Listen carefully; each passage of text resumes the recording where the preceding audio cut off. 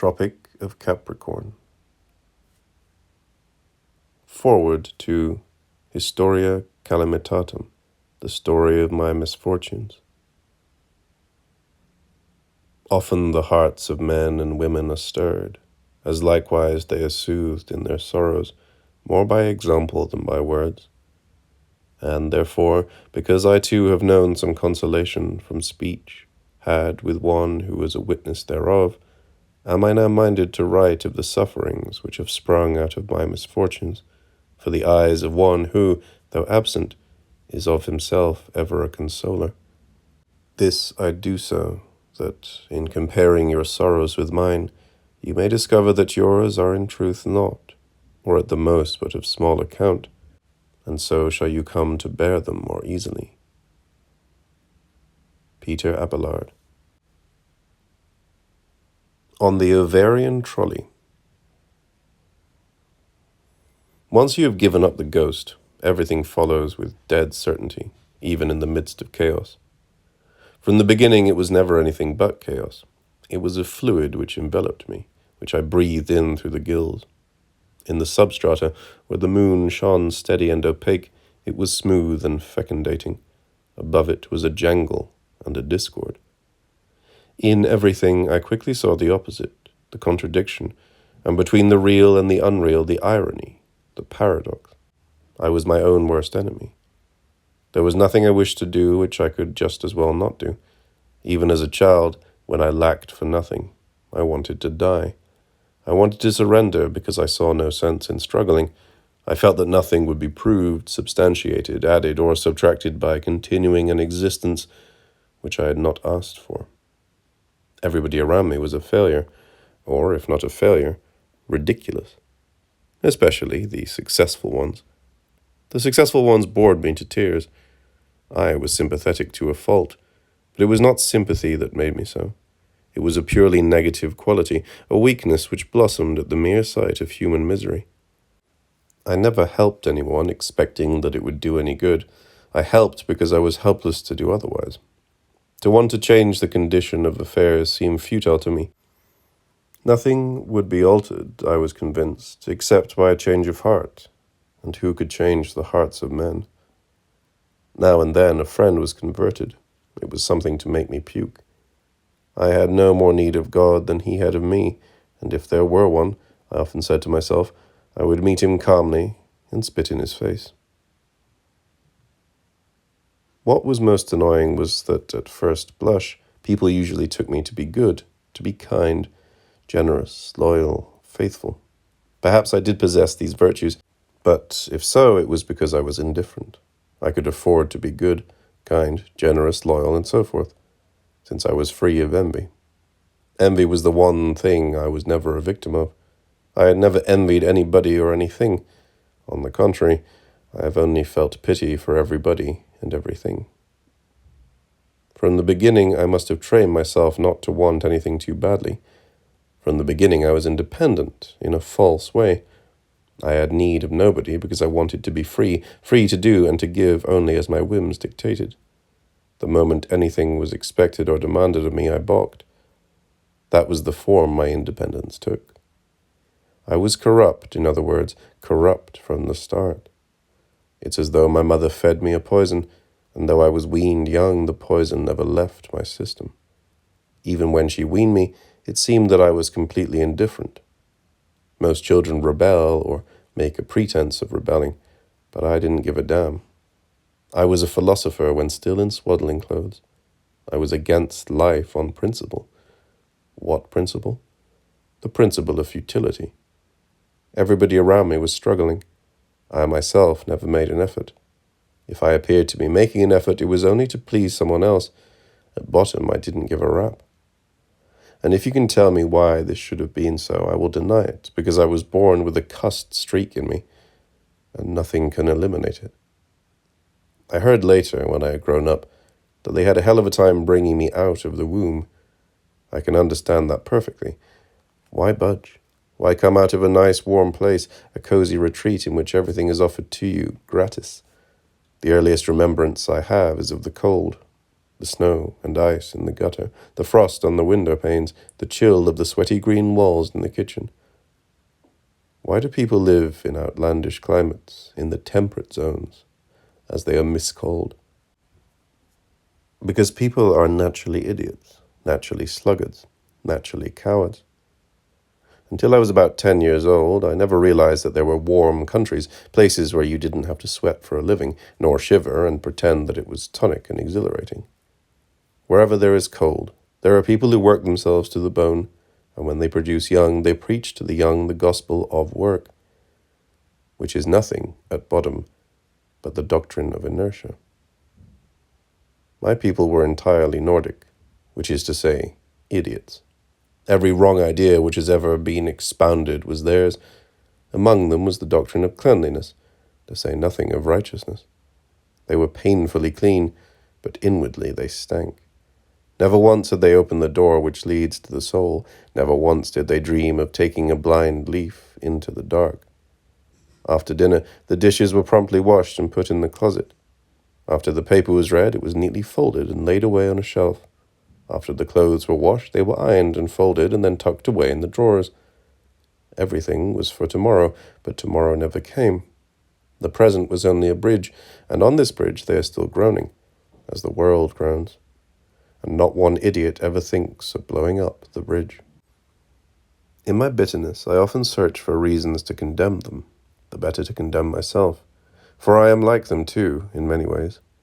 For a long while I thought I had escaped, but as time goes on I see that I am no better, that I am even a little worse, because I saw more clearly than they ever did, and yet remained powerless to alter my life. As I look back on my life, it seems to me that I never did anything of my own volition, but always through the pressure of others. People often think of me as an adventurous fellow. Nothing could be farther from the truth. My adventures were always adventitious, always thrust on me, always endured rather than undertaken. I am of the very essence of that proud, boastful Nordic people who have never had the least sense of adventure, but who nevertheless have scoured the earth, turned it upside down, scattering relics and ruins everywhere. Restless spirits, but not adventurous ones. Agonizing spirits, incapable of living in the present. Disgraceful cowards, all of them, myself included. For there is only one great adventure, and that is inward toward the self. And for that, time nor space, nor even deeds, matter. Once every few years, I was on the verge of making this discovery, but in characteristic fashion I always managed to dodge the issue. If I try to think of a good excuse, I can think only of the environment, of the streets I knew and the people who inhabited them. I can think of no street in America, or of people inhabiting such a street, capable of leading one on toward the discovery of the self. I have walked the streets in many countries of the world, but nowhere have I felt so degraded and humiliated as in America. I think of all the streets in America combined as forming a huge cesspool, a cesspool of the spirit in which everything is sucked down and drained away to everlasting shit. Over this cesspool, the spirit of work weaves a magic wand. Palaces and factories spring up side by side, ammunition plants and chemical works and steel mills and sanatoriums and prisons and insane asylums. The whole continent is a nightmare producing the greatest misery of the greatest number. I was one. A single entity in the midst of the greatest jamboree of wealth and happiness. Statistical wealth, statistical happiness.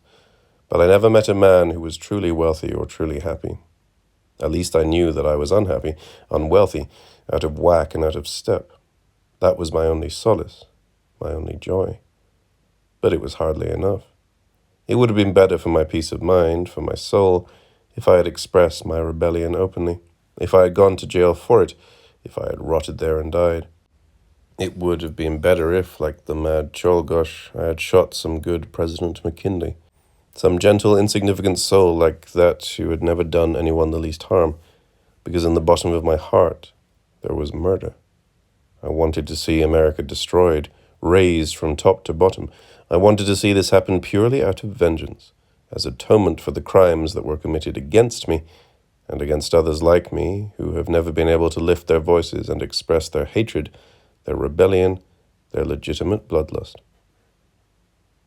I was the evil product of an evil soul.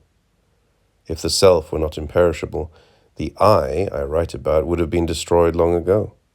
To some this may seem like an invention, but whatever I imagine to have happened did actually happen, at least to me.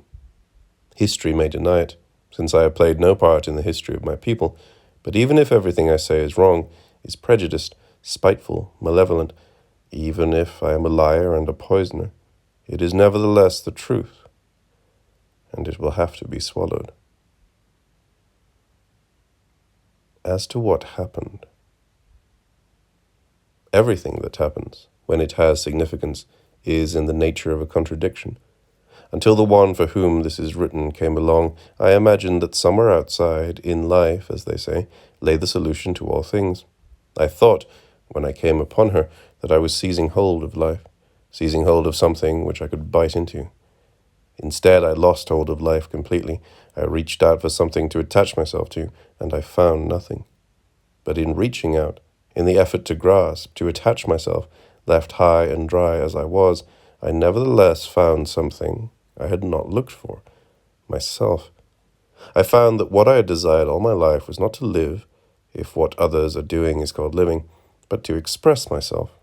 I realized that I had never the least interest in living, but only in this which I am doing now, something which is parallel to life, of it at the same time and beyond it. What is true interests me scarcely at all, nor even what is real. Only that interests me which I imagine to be, that which I had stifled every day in order to live. Whether I die today or tomorrow is of no importance to me, never has been, but that today even, after years of effort, I cannot say what I think and feel, that bothers me, that rankles. From childhood on, I can see myself on the track of this spectre, enjoying nothing, desiring nothing but this power, this ability. Everything else is a lie, everything I ever did or said which did not bear upon this, and that is pretty much the greater part of my life. I was a contradiction in essence, as they say. People took me to be serious and high-minded, or to be gay and reckless, or to be sincere and earnest, or to be negligent and carefree. I was all these things at once, and beyond that I was something else, something which no one suspected, least of all myself. As a boy of 6 or 7, I used to sit at my grandfather's workbench and read to him while he sewed. I remember him vividly in those moments when, pressing the hot iron against the seam of a coat, he would stand with one hand over the other and look out of the window dreamily. I remember the expression on his face as he stood there dreaming, better than the contents of the books I read, better than the conversations we had or the games which I played in the street. I used to wonder what he was dreaming of, what it was that drew him out of himself. I hadn't learned yet how to dream wide awake. I was always lucid, in the moment, and all of a piece. His daydreaming fascinated me. I knew that he had no connection with what he was doing, not the least thought for any of us, that he was alone, and being alone, he was free. I was never alone, least of all when I was by myself. Always, it seems to me, I was accompanied. I was like a little crumb of a big cheese, which was the world, I suppose, though I never stopped to think about it. But I know I never existed separately, never thought myself the big cheese, as it were, so that even when I had reason to be miserable, to complain, to weep, I had the illusion of participating in a common, a universal misery. When I wept, the whole world was weeping, so I imagined. I wept very seldom. Mostly I was happy. I was laughing. I was having a good time. I had a good time because, as I said before, I really didn't give a fuck about anything. If things were wrong with me, they were wrong everywhere. I was convinced of it. And things were wrong usually only when one cared too much. That impressed itself on me very early in life. For example, I remember the case of my young friend Jack Lawson. For a whole year he lay in bed, suffering the worst agonies. He was my best friend, so people said at any rate. Well, at first I was probably sorry for him, and perhaps now and then I called at his house to inquire about him. But after a month or two had elapsed, I grew quite callous about his suffering. I said to myself he ought to die, and the sooner he dies, the better it will be. And having thought thus, I acted accordingly. That is to say, I promptly forgot about him, abandoned him to his fate. I was only about 12 years old at the time, and I remember being proud of my decision. I remember the funeral, too. What a disgraceful affair it was. There they were, friends and relatives, all congregated about the bier, and all of them bawling like sick monkeys. The mother especially gave me a pain in the ass. She was such a rare spiritual creature, a Christian Scientist, I believe, and though she didn't believe in disease and didn't believe in death either, she raised such a stink that Christ himself would have risen from the grave. But not her beloved Jack. No, Jack lay there cold as ice and rigid and unbeckonable. He was dead, and there were no two ways about it.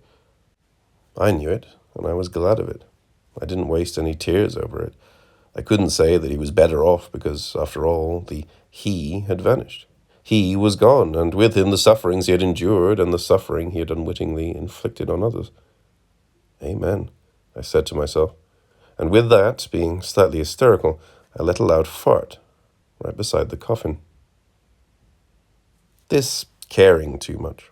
I remember that it only developed with me about the time I first fell in love, and even then I didn't care enough. If I had really cared, I wouldn't be here now writing about it. I'd have died of a broken heart, or I'd have swung for it. It was a bad experience because it taught me how to live a lie. It taught me to smile when I didn't want to smile, to work when I didn't believe in work, to live when I had no reason to go on living. Even when I had forgotten her, I still retained the trick of doing what I didn't believe in. It was all chaos from the beginning, as I have said. But sometimes I got so close to the center, to the very heart of the confusion, that it's a wonder things didn't explode around me. It is customary to blame everything on the war. I say the war had nothing to do with me, with my life. At a time when others were getting themselves comfortable berths, I was taking one miserable job after another, and never enough in it to keep body and soul together. Almost as quickly as I was hired, I was fired. I had plenty of intelligence, but I inspired distrust. Wherever I went, I fomented discord, not because I was idealistic, but because I was like a searchlight exposing the stupidity and futility of everything. Besides, I wasn't a good ass-licker. That marked me, no doubt. People could tell at once when I asked for a job that I really didn't give a damn whether I got it or not. And of course, I generally didn't get it. But after a time, the mere looking for a job became an activity, a pastime, so to speak. I would go in and ask for most anything. It was a way of killing time. No worse, as far as I could see, than work itself. I was my own boss, and I had my own hours, but unlike other bosses, I entrained only my own ruin, my own bankruptcy. I was not a corporation or a trust or a state or a federation or a polity of nations. I was more like God, if anything. This went on from about the middle of the war until one day I was trapped. Finally, the day came when I did desperately want a job. I needed it. Not having another minute to lose, I decided that I would take the last job on earth, that of messenger boy. I walked into the employment bureau of the telegraph company, the cosmodemonic telegraph company of North America, toward the close of day, prepared to go through with it. I had just come from the public library, and I had under my arm some fat books on economics and metaphysics. To my great amazement, I was refused the job. The guy who turned me down was a little runt who ran the switchboard. He seemed to take me for a college student, though it was clear enough from my application that I had long left school. I had even honored myself on the application with a PhD degree from Columbia University. Apparently that passed unnoticed, or else was suspiciously regarded by this runt who had turned me down. I was furious, the more so because for once in my life I was in earnest. Not only that, but I had swallowed my pride, which in certain peculiar ways is rather large. My wife, of course, gave me the usual leer and sneer. I had done it as a gesture, she said. I went to bed thinking about it, still smarting, getting angrier and angrier as the night wore on. The fact that I had a wife and a child to support didn't bother me so much. People didn't offer you jobs because you had a family to support. That much I understood only too well. No, what rankled was that they had rejected me, Henry V. Miller, a competent, superior individual who had asked for the lowest job in the world. That burned me up. I couldn't get over it. In the morning I was up bright and early, shaved, put on my best clothes, and hot-footed it to the subway. I went immediately to the main offices of the telegraph company, up to the 25th floor, or wherever it was that the president and the vice presidents had their cubicles. I asked to see the president. Of course, the president was either out of town or too busy to see me, but wouldn't I care to see the vice president, or his secretary, rather? I saw the vice president's secretary, an intelligent, considerate sort of chap, and I gave him an earful. I did it adroitly, without too much heat, but letting him understand all the while that I wasn't to be put out of the way so easily. When he picked up the telephone and demanded the general manager, I thought it was just a gag, that they were going to pass me around like that from one to the other, until I'd get fed up. But the moment I heard him talk, I changed my opinion. When I got up to the general manager's office, which was in another building uptown, they were waiting for me. I sat down in a comfortable leather chair and accepted one of the big cigars that were thrust forward. This individual seemed at once to be vitally concerned about the matter. He wanted me to tell him all about it, down to the last detail, his big, hairy ears cocked to catch the least crumb of information which would justify something or other, which was formulating itself inside his dome. I realized that by some accident I had really been instrumental in doing him a service. I let him wheedle it out of me to suit his fancy, observing all the time which way the wind was blowing. And as the talk progressed, I noticed that he was warming up to me more and more. At last, someone was showing a little confidence in me. That was all I required to get started on one of my favorite lines. For after years of job hunting, I had naturally become quite adept. I knew not only what not to say, but I knew also what to imply, what to insinuate. Soon the assistant general manager was called in and asked to listen to my story. By this time, I knew what the story was. I understood that Jaime, that little kike, as the general manager called him, had no business pretending that he was the employment manager. Jaime had usurped his prerogative, that much was clear. It was also clear that Jaime was a Jew, and that Jews were not in good odor with the general manager, nor with Mr. Twilliger, the vice president, who was a thorn in the general manager's side. Perhaps it was Jaime, the dirty little kike, who was responsible for the high percentage of Jews on the messenger force. Perhaps Jaime was really the one who was doing the hiring at the employment office, at Sunset Place, they called it. It was an excellent opportunity, I gathered, for Mr. Clancy, the general manager, to take down a certain Mr. Burns, who, he informed me, had been the employment manager for some 30 years now, and who was evidently getting lazy on the job. The conference lasted several hours. Before it was terminated, Mr. Clancy took me aside and informed me that he was going to make me the boss of the works. Before putting me into office, however, he was going to ask me, as a special favor, and also as a sort of apprenticeship, which would stand me in good stead, to work as a special messenger. I would receive the salary of employment manager, but it would be paid me out of a separate account. In short, I was to float from office to office and observe the way affairs were conducted by all and sundry. I was to make a little report from time to time as to how things were going, and once in a while, so he suggested, I was to visit him at his home on the QT and have a little chat about the conditions in the 101 branches of the Cosmodemonic Telegraph Company in New York City. In other words, I was to be a spy for a few months, and after that I was to have the run of the joint. Maybe they'd make me a general manager too one day, or a vice president. It was a tempting offer, even if it was wrapped up in a lot of horseshit. I said yes.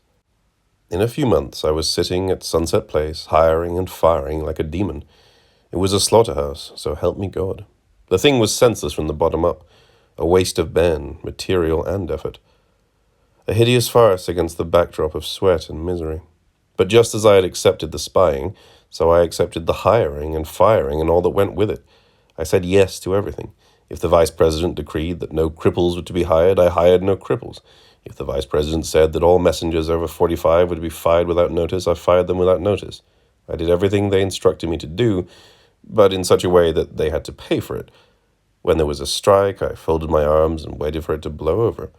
But I first saw to it that it cost them a good penny. The whole system was so rotten, so inhuman, so lousy, so hopelessly corrupt and complicated, that it would have taken a genius to put any sense or order into it, to say nothing of human kindness or consideration. I was up against the whole system of American labor, which is rotten at both ends. I was the fifth wheel on the wagon, and neither side had any use for me, except to exploit me. In fact, everybody was being exploited. The president and his gang by the unseen powers, the employees by the officials, and so on and around, in and out and through the whole works. From my little perch at Sunset Place, I had a bird's-eye view of the whole American society. It was like a page out of the telephone book. Alphabetically, numerically, statistically, it made sense. But when you looked at it up close, when you examined the pages separately, or the parts separately, when you examined one lone individual and what constituted him, examined the air he breathed, the life he led, the chances he risked, you saw something so foul and degrading, so low, so miserable, so utterly hopeless and senseless, that it was worse than looking into a volcano. You could see the whole American life, economically, politically, morally, spiritually, artistically, statistically, pathologically. It looked like a grand chanker on a worn-out cock. It looked worse than that, really, because you couldn't even see anything resembling a cock anymore. Maybe in the past this thing had life, did produce something, did at least give a moment's pleasure, a moment's thrill. But looking at it from where I sat, it looked rottener than the wormiest cheese. The wonder was that the stench of it didn't carry him off. I'm using the past tense all the time, but of course it's the same now, maybe even a bit worse. At least now we're getting it full stink.